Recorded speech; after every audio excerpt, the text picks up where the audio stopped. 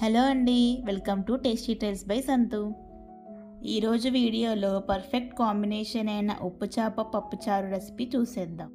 దీనికోసం ముందుగా స్టవ్ మీద ప్యాన్ పెట్టుకొని అందులో 1 కప్పు వరకు కందిపప్పుని వేసుకోండి. అదేవిధంగా 1 కప్పుకు 5 కప్పుల వరకు వాటర్ని కూడా వేసుకొని కొద్దిగా ఉప్పు పసుపు కూడా వేసుకొని ఒకసారి కలిపేసుకొని 15 నిమిషాల వరకు మీడియం ఫ్లేమ్లో పప్పు అంతా మెత్తగా అయ్యేంత వరకు ఉడికించుకోవాలి.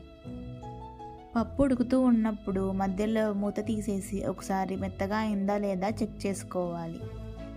15 నిమిషాల తర్వాత పప్పులో ఉన్న వాటర్ అంతా ఇంకిపోయి పప్పు అనేది మెత్తగా అవుతుంది. అప్పుడు స్టవ్ ఆఫ్ చేసేసుకొని పక్కన పెట్టేసుకోవాలి. పక్కన పెట్టుకున్న పప్పు అంతా చల్లారాక ఇలా పప్పు గుత్తితో స్మాష్ చేసుకొని ఒక బౌల్లోకి ట్రాన్స్ఫర్ చేసుకొని పక్కన పెట్టేసుకోవాలి. తర్వాత స్టవ్ మీద ప్యాన్ పెట్టుకొని 2 టేబుల్ స్పూన్ల వరకు ఆయిల్ వేసుకోవాలి.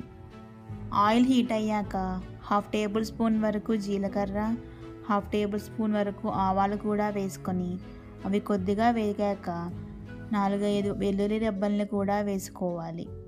అదేవిధంగా 5-6 రెబ్బల వరకు కరివేపాకును కూడా వేసుకొని అది చిటపటలాడాక కట్ చేసి పెట్టుకున్న పచ్చిమిర్చి చీలికలు అదేవిధంగా ఉల్లిపాయలు కూడా వేసుకొని ఉల్లిపాయలు బ్రౌన్ కలర్లో వచ్చేంత వరకు వేయించుకోవాలి.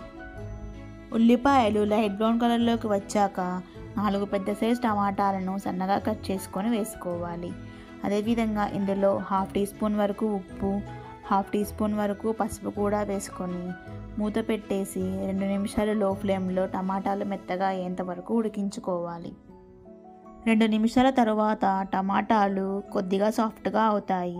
అప్పుడు 1 టేబుల్ స్పూన్ వరకు అల్లం వెల్లుల్లి పేస్ట్ని కూడా వేసుకొని అది పచ్చివాసన పోయేంత వరకు మూత పెట్టుకొని మీడియం ఫ్లేమ్లో ఉడికించుకోవాలి. 2 నిమిషాల తర్వాత అల్లం పచ్చివాసన పోయి టమాటాలు కూడా మెత్తగా ఉడికిపోతాయి. అప్పుడు రుచికి తగినంత కారం, జీరా పౌడర్, ధనియా పౌడర్ కూడా వేసుకొని ఒకసారి బాగా మిక్స్ చేసుకొని ఉడికించుకోవాలి. ఈ స్పైసెస్ అన్నీ కలిసిపోయిన తర్వాత మనం ముందుగా ఉడికించి పెట్టుకున్న కందిపప్పును కూడా వేసుకొని బాగా మిక్స్ చేసుకోవాలి. ఈ పప్పు మొత్తం టమాటాలలో బాగా కలిసిపోయే విధంగా మిక్స్ చేసుకుంటూ కలుపుకోవాలి. తరువాత ఇందులోకి మనం ముందుగా చింతపండు మరియు టమాటా కలిపి నానబెట్టుకున్న 1/2 లీటర్ వరకు వాటర్ని కూడా వేసుకొని బాగా మిక్స్ చేసుకుంటూ కలుపుకొని 15 నిమిషాల వరకు లో ఫ్లేమ్లో మరిగించుకోవాలి. పప్పుచారు టేస్ట్ అనేది ఈ మరిగించడంలోనే ఉంటుందండి. బాగా మరిగితేనే పప్పుచారు అనేది చాలా టేస్టీగా ఉంటుంది. 15 నిమిషాల తర్వాత ఇలా మరుగుతున్న పప్పుచారులోకి కట్ చేసి పెట్టుకున్న కొత్తిమీరను కూడా వేసుకొని ఒక పొంగు వచ్చాక స్టవ్ ఆఫ్ చేసుకొని కింద పెట్టేసుకోవాలి. తరువాత పోపు కోసం స్టవ్ మీద ప్యాన్ పెట్టుకొని 2 టేబుల్ స్పూన్ల వరకు ఆయిల్ వేసుకోండి.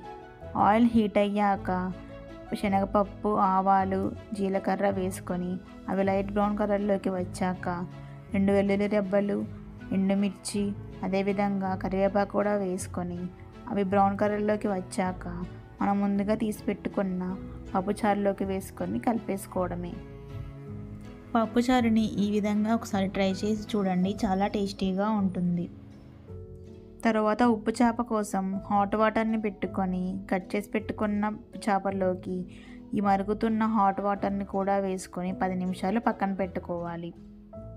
10 నిమిషాలు నీటిలో ఉంచిన తరువాత ఇవి మెత్తగా అయిపోతాయి.